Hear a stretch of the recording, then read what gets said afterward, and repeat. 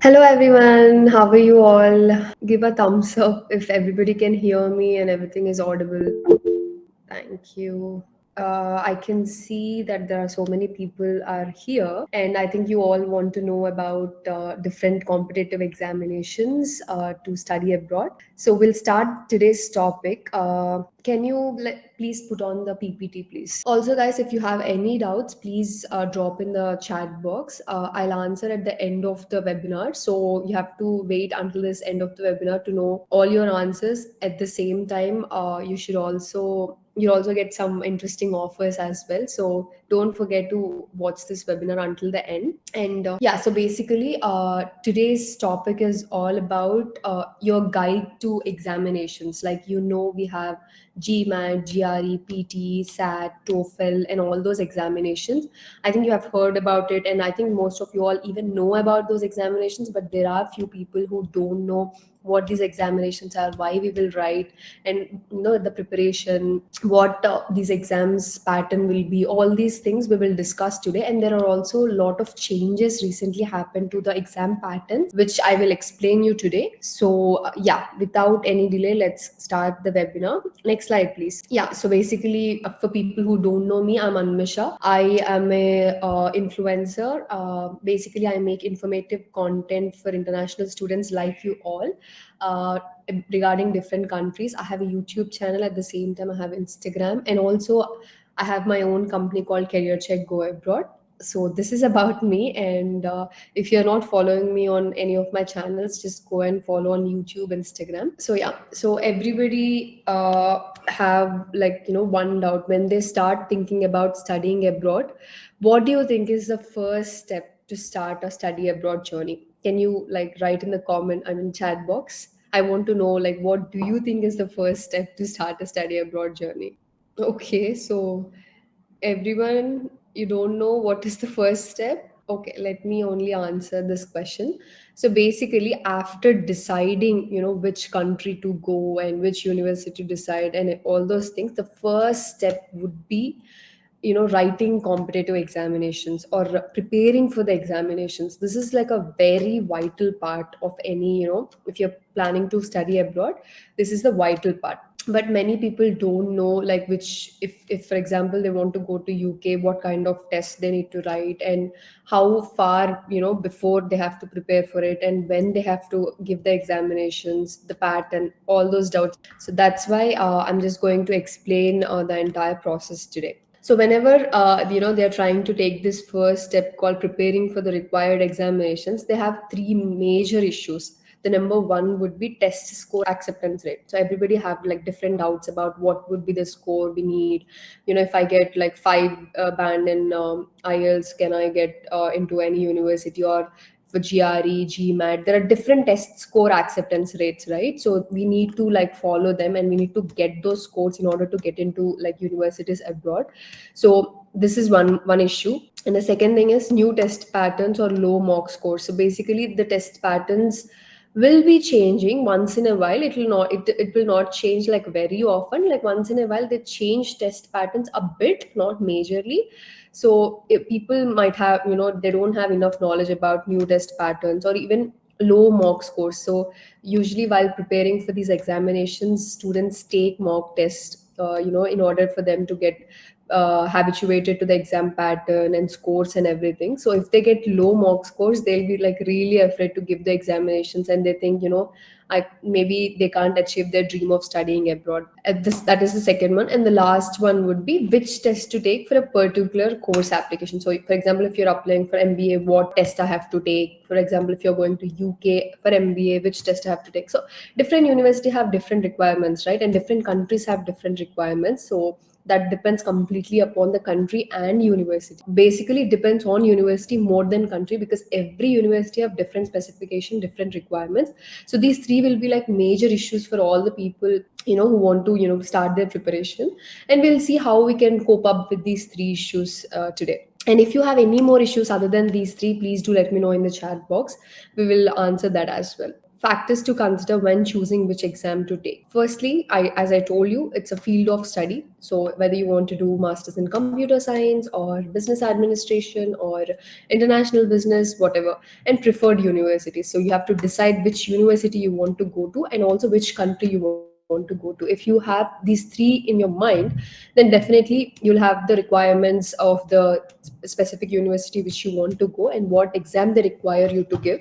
All those will be clear for you. So once you get clarity about these three things, so it is easy for you to start your preparation. So let me just give you different examination names and everything. So these are the different types of entrance examinations available for students who wants to study abroad.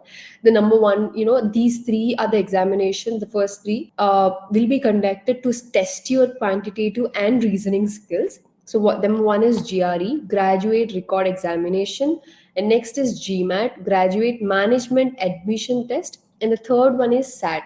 So these three are basically major goal of these three tests is to test your quantitative and reasoning skills. I think most of you all know these three are kind of difficult examinations compared to English proficiency examinations. These three are not really easy compared to IELTS or TOEFL.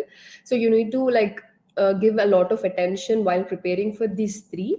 At the same time, if a university or a course requires you to give these three, which means you are either going to a good ranking university or a very competitive course or very high standard course. So these three might be the reasons you are going to give these three examinations, because not every university asks these three examinations. Only if they need to know that you are quantitatively enough, you have enough skills to do this course. When they want to know this, then they'll definitely ask you to write any of these three. So it depends on universities again. So majorly GRE will be written by people who wants to who are from engineering background, and GMAT is for business background, like for MBA everything GMAT will be required.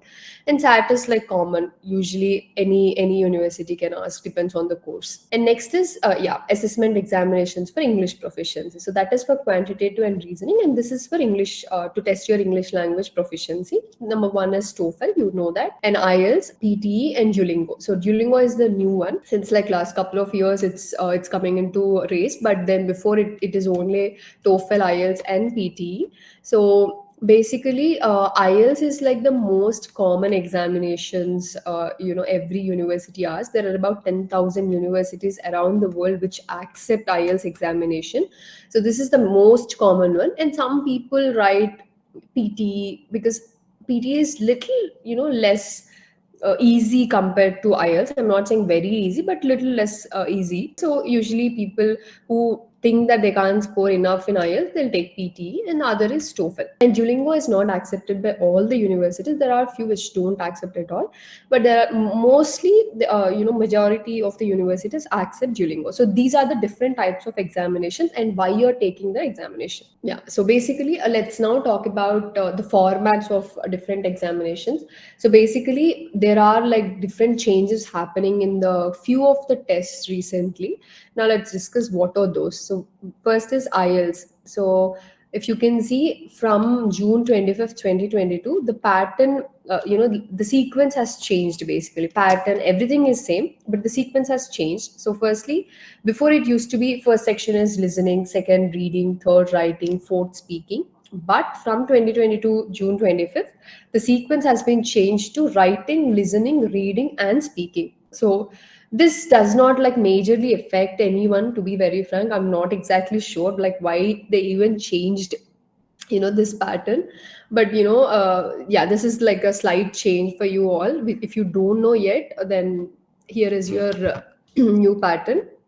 And please make sure you're also getting to know pattern when you're going to prepare for exam. For example, if you're going to write next year or after next year, then you have to know what is the exact pattern. So before preparing, just make sure you get familiarized with what is the pattern and what are the new changes and everything. Yeah. And then the TOEFL format has also changed, and the changes are coming into effect from 26 July 2023, which means it's already everybody are following new pattern already now.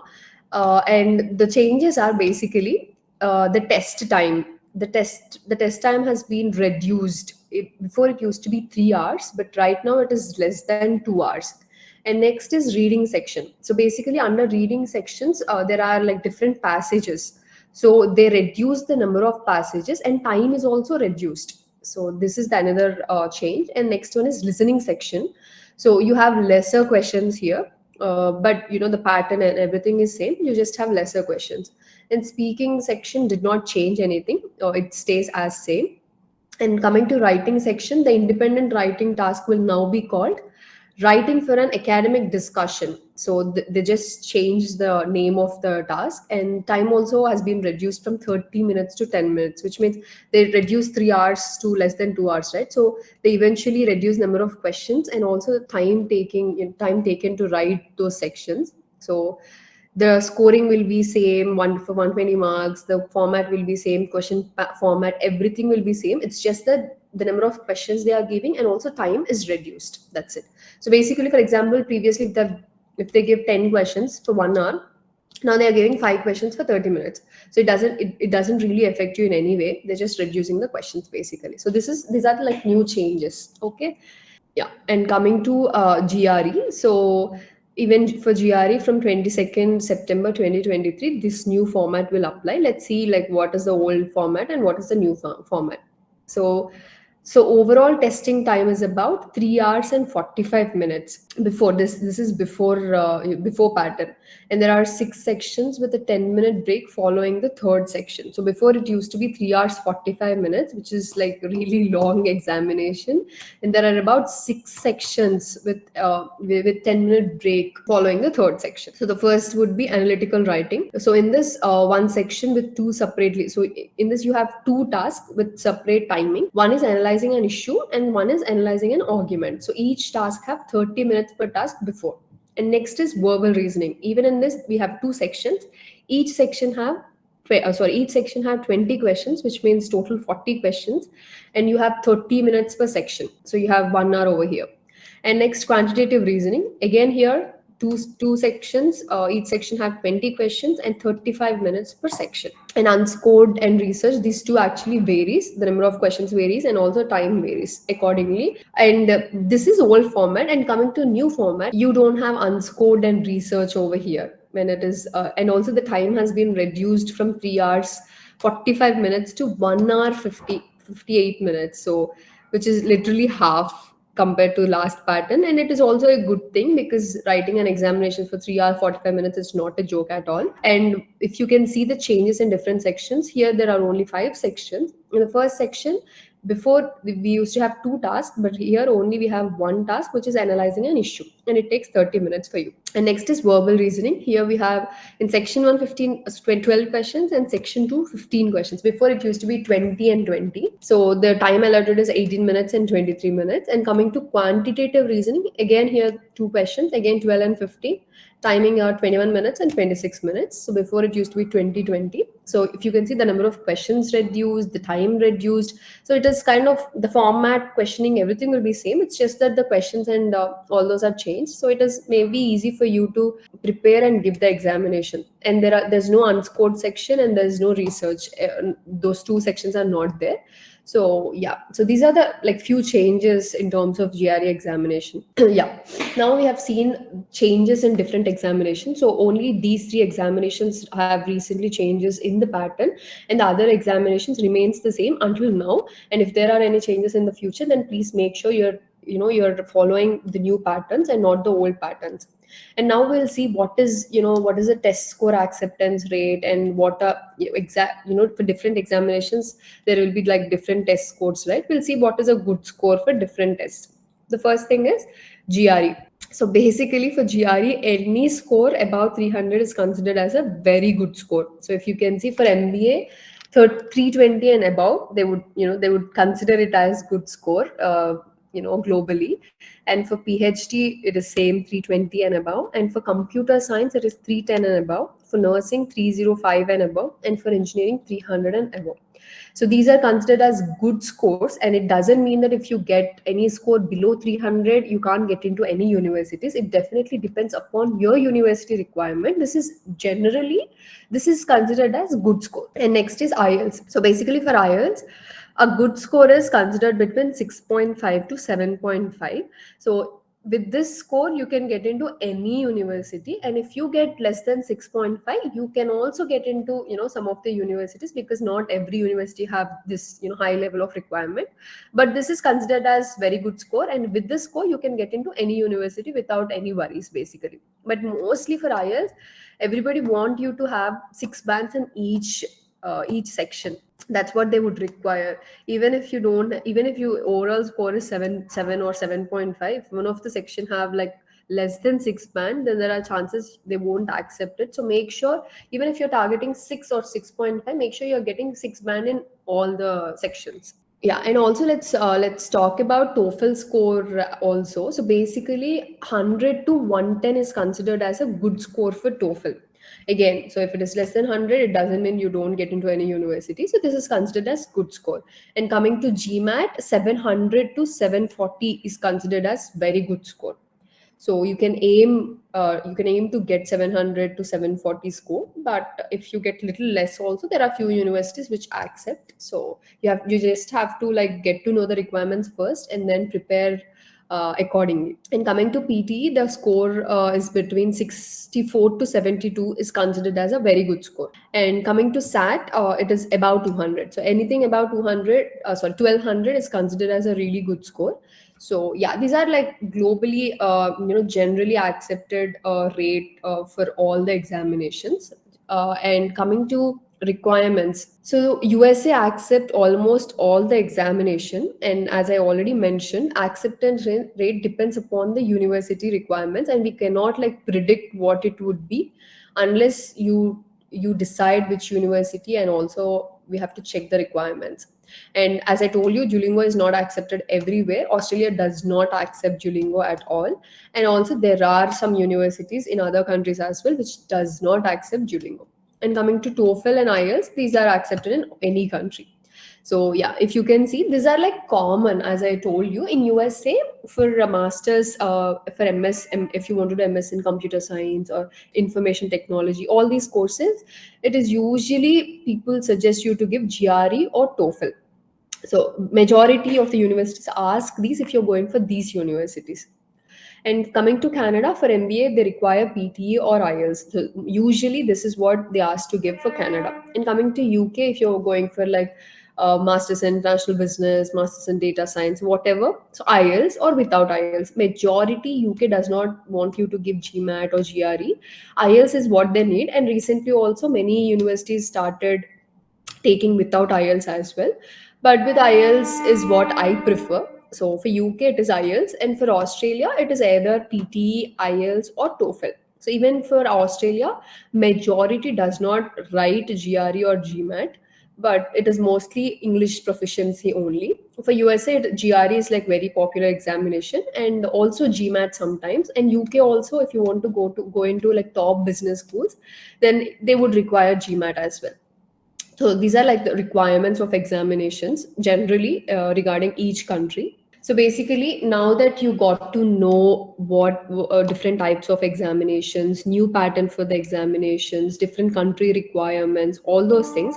Now let's see different tips to ace your entrance examination. First thing is, you have to start early. If you think that you're going in September, and if you start your preparation in August or September, I don't think you will be able to crack the required score, because sometimes what happens is you might not get your desired score in just one attempt. You might have to give 2 or 3 intakes depending upon the requirement.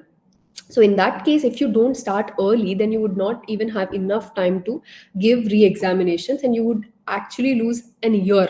So instead of that, if you start little early, if you can like finish all your examinations in January or February, it doesn't harm you basically. So you have examinations, all those in your results, everything in your hand, so it is easy for you to go ahead in your process. So instead of going too late, just start really early. Starting early does not harm you at all, but starting late can harm you, and it will also cost you an year.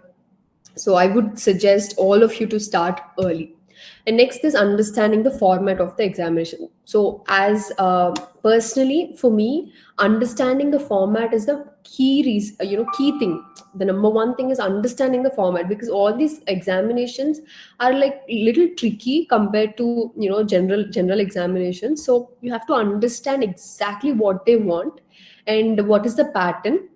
You have to familiarize with the topic, because if you don't know the pattern and everything, and if you go there directly, and it might confuse you, even though you know the answers and everything, it can cause a lot of confusion.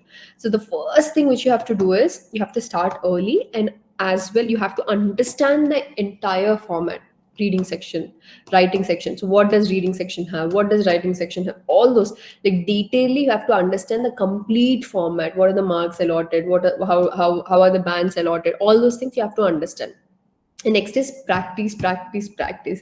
So I can't stress this enough, because even if you think you're fully prepared and all those things, you have to give mock tests, because if you don't give mock tests, you'll not be able to understand how well you're doing. And also in these entrance examination, timing is really really important. You have to utilize your time like really well in order to crack this examination. So you'll only get that thing by practicing. So if you don't practice, then I don't think you'll be able to crack examination within time. So I would highly suggest you to give mock tests. Give as many mock tests as you like, and you'll get to know, like if you give 5 mock tests, 6 mock tests, you'll understand how well you're doing. And if you're not up to the mark, you can improve at least, right? So you should not wait until the final examination. So please give mock tests and practice, practice, practice. Don't just read, but you have to practice, and then seek help when needed. Yeah, so initially if you want to do all by yourself, if you can read all by yourself, that's good. But I think you definitely require help from someone, to give your IELTS coaching or GRE coaching or GMAT coaching, because these examinations are not like really easy compared to normal examinations. So if you need help, then you should not hesitate to take help, because this is like a vital role if you want to study abroad. So if you can't crack this step, then you can't go ahead with your study abroad journey. So if you hesitate to take help in this step, then there's no point in in your dream, because it does not fulfill, because you're not taking enough help. If you can handle alone, that's fine, but if you are not able to handle alone, then I would highly recommend you to take help. Because if you take help, they'll give you mock tests, they'll give you coaching, they'll give you test materials, all those things, because it will become very easy for you if you take help from all these things. And finally, yeah, basically good study habits. So usually what we do when there is exam, like next week, we start studying this week. So instead of, we should not do like that. We have to prepare well in advance and take enough mock tests and decide how much you'll be able to get. So make sure you're reading properly, in analyzing properly. Don't waste your time, and don't like blindly put any answer. Just think, and if you think you're not getting any answer, then go to next section, because time is very important here. So these are the few tips which I would give if you want to ace your examination. And if you have any more tips as well, you can just comment in the chat box. So basically, in this whole journey, how we will be able to help you. So firstly, we will be like, in this webinar we already explained what is what and everything. And the next step would be, we will give you like guided study plans. Like what would be your study plan would be, like there are few people who cannot study if there is no monitorance. So we can be that, like we can monitor you what you're reading and what you have to read. Few people might not know what to read at all, so they'll be really confused whether this to read, that to read. So we'll give you like detailed and guided study plans. And also, as I told you, study materials. You'll get access to so many study materials, and you can practice, practice, practice, and it'll be easy for you if you practice like that. And next is detailed exam insight. So as I told you, we'll explain each pattern, how it is, what are the timings for each section, how to write it. All those things will also be explained.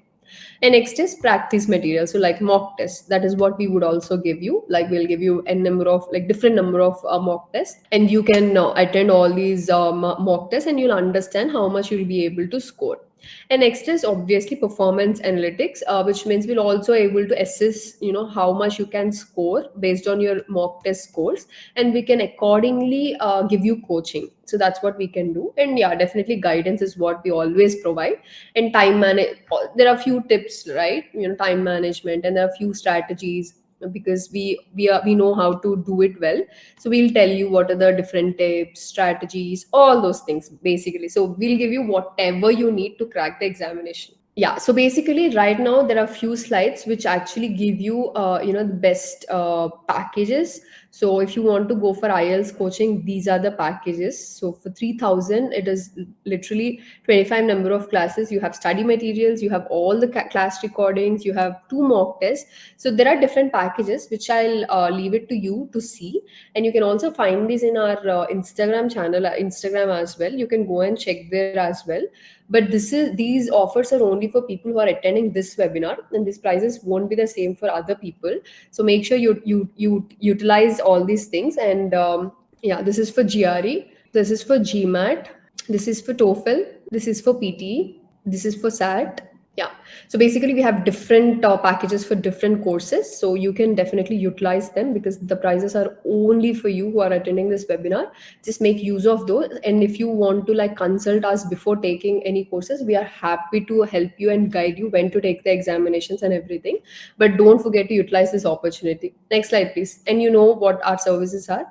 We have all the services from deciding which university to go to till you go abroad and study, so that our services won't end after you get offer or anything like that. We have A to Z services basically. Yeah, so this is our offer which we are giving for Christmas as well, apart from the coaching classes packages. So if you want to apply for universities, there is no fee for first three university applications. So usually everybody takes some amount if you want to apply for universities, more than three universities. But we are going to give you like free processing fee for first three university applications. We don't charge anything. So basically that's pretty much what I would like to cover in this webinar today. But I hope this session was really useful for you all. If yes, just give a thumbs up, and also I'll go to chat box in a while. If you have any doubts, please just ask, because I'm going to answer your questions for the next 10 to 15 minutes. So please. So, do you think these packages would help you, or do you think this coaching will help you? If yes, then yeah, give a thumbs up again. I want to know like whether these are helpful to you or no. Great, great. Thank you, everyone. So, if you want to avail any of these packages, then you can give us a call. I'll just post our number. So, team, can you post our number and everything in the chat box, so that if anybody wants to have any doubts or want to join in any coaching, then they will just call us and contact. Okay. So the number will be in the chat box. So if anybody want to contact us, you can definitely contact, and we'll be able to help you not only for the examinations. If you want to study abroad, and if you want to apply to universities, guidance, counseling, whatever. If you want to work abroad, immigration, everything we'll be able to handle. So if you have any queries, then just ask away. Yeah, I don't think anybody have any questions, which is a good thing, because this is kind of a first webinar which does not have who does people does not have any questions. And next slide please. So basically, if you don't have any doubts, then we can also like decide the next webinar topic, because we are doing continuously webinars, and it is really successful because people are attending, and also they are getting some kind of benefit through it. So yeah, so if you can see, these are the 5 topics which I would like to do for the upcoming webinar. So can you please like vote which one you would like to see as a next webinar topic? If it is 1, just type 1. If it is 2, 2, like that. So I'll know which one to do next, so it will be easy for us. And also, are there any people who are attending who attended my previous webinars as well and attended this one as well? If yes, like give a thumbs up, so I'll know like who are the returning followers. One. Okay, so many commented one. Okay, great. Then maybe in the next webinar, we'll go with the first topic, which is financial planning for studying abroad. And I hope this session is really great, guys. And I can see there are no doubts, which is a good thing. And if that is it, we'll just end this webinar right now. And it is great to meet you all today. And I hope you have a great day ahead. And also all the best for your future study abroad plans. Thank you, guys. Bye.